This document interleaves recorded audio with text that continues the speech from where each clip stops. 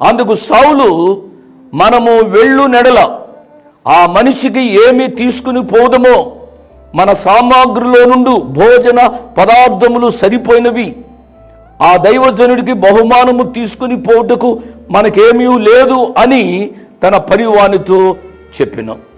విన్నారు కదూ. కాబట్టి తనతో ఉన్నవారు, ఈ పట్టణంలో ఒక దైవజనుడు ఉన్నాడు, అతడు చాలా గొప్పవాడు, ఆయన ఏది చెప్తే అది జరుగుతుంది, కాబట్టి ఆయన దగ్గరికి వెళదాము అని సలహా ఇచ్చారు అండి. ఈ యవనస్తుడైన సౌలు సరే అన్నాడు. కానీ ఒక మాట అన్నాడు, ఆ దైవజనుడి దగ్గరికి వెళుతున్నామే, ఆ దైవజనుడి దగ్గరికి వెళ్ళినప్పుడు మనం ఏమి తీసుకుని వెళ్ళాలి? బా, ఎంత మంచి లక్షణం అండి. దైవజనులను గౌరవించే లక్షణం చిన్న వయసులోంచి నేర్చుకోవాలి కదూ. కొంతమంది దైవజనులు అంటే ఎంత నిర్లక్ష్యంగా